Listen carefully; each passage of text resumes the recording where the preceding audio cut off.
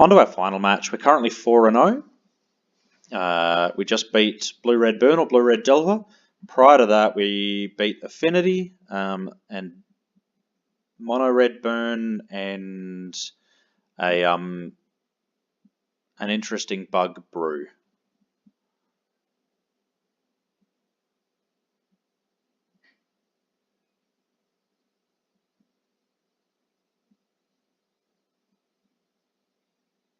So our opponent gets the play here.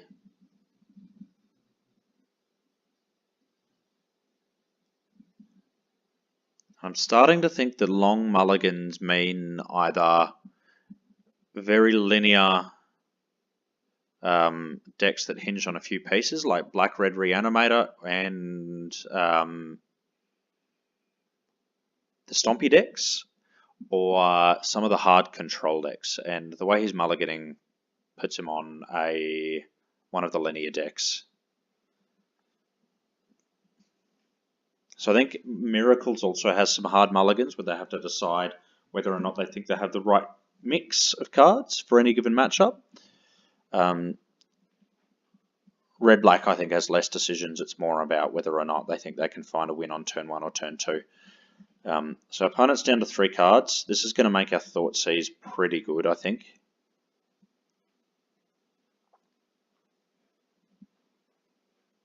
So we're counting to see whether or not we can Tendrils him this turn, but I don't think we can. So we'll take the Cabal Therapy. I think the Cabal Therapy is the correct thing to take here. He doesn't have anything in the graveyard, so we're actually more worried about interaction than we are reanimation spells.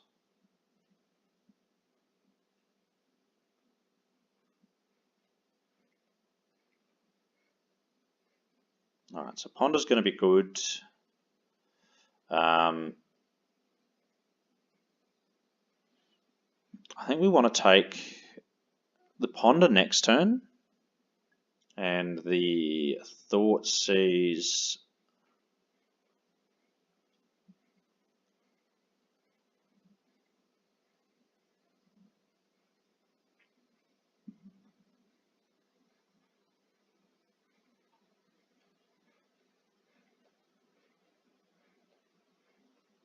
Okay.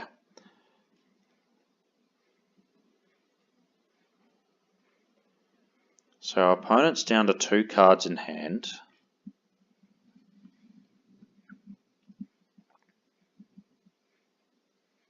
And one of which is Marsh Flats. Wow, okay.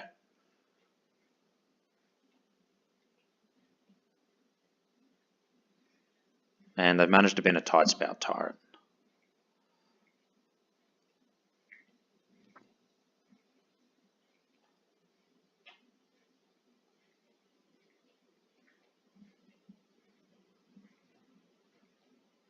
So we're going to, I think we want to pass the turn here.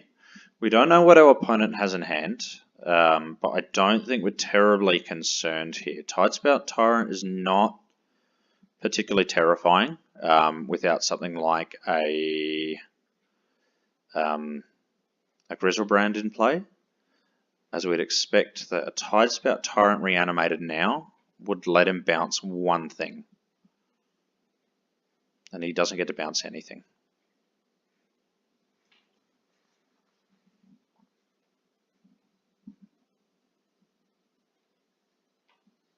Okay, and Dark Petition should take the match for us.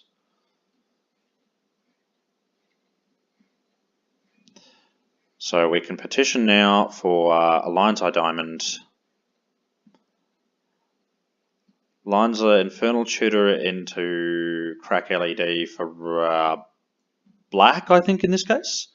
And grab Past in Flames. Will give us exactly enough mana to recast 1 Dark Ritual, which will be enough to let us cast the second Ritual and then the Tendrils from the graveyard, I think, in this case.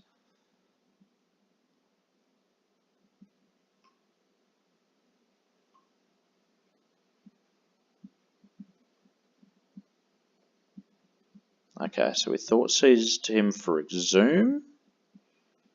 It's interesting that he didn't reanimate his Tide Spout. Not that it would have done much in this particular case, but we get lucky and we take game one. So we're going to bring in... So we used to not bother with Flusterstorm. I think these days we probably... We want all our removal, we want all our bounce spells, and we have to decide whether or not we have room for Fluster.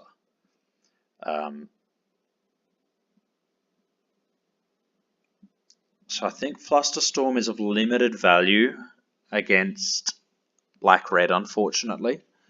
We can't tuck it, we can't defend it. It's especially bad on the draw. We have to mulligan this hand, it doesn't do anything. This hand is good. So this hand, okay, we're going to scry the Preordain to the top in case they thought seize the Ponder turn one. We want the Preordain so that we can find a removal spell for whatever the fatty is that they reanimate. And the reason we like this hand is Past in Flames lets us basically regroup if our hand gets torn apart and neither of us get off the ground, which is how some of these matchups tend to go. And we've got some rituals to help us get the ball rolling.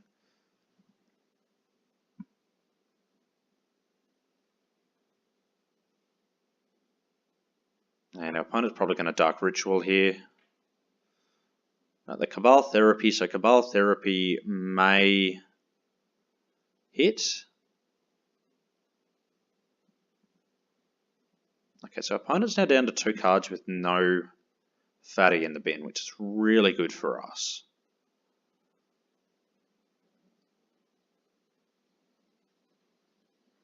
And we find the Infernal Tutor, which is also amazing for us.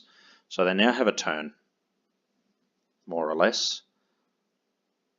This isn't strictly true. It's possible we can miss on the Ponder, but we're looking really good.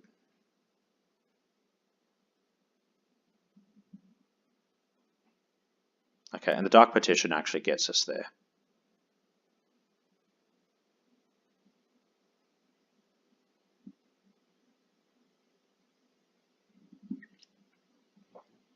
So much like last game, we're going to just be able to ritual out. We need to have 4 mana floating after the Dark Petition. The reason we need to have 4 mana floating after... Actually, no, it doesn't matter in this case. We have Past in Flames in hand. Normally we need an extra 1 black after Dark Petition just to make sure we can start flashing back rituals. And we can see our opponent not terribly excited by the fact that they've just lost on the second turn against Storm.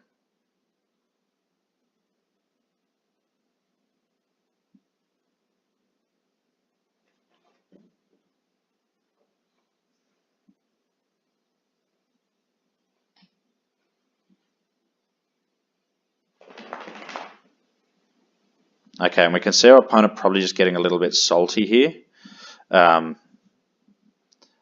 Not understanding how Storm works entirely. They thought our hand doesn't do anything. I think that's missing the point that Storm likes cantripping a lot, or at least the version that we're playing. We don't necessarily need to try to beat them on the first turn. What we want to do is just have a game plan that can be disrupted. Anyway, so we've got the 5-0 now. I'll stop it there, and I will be back with another league later.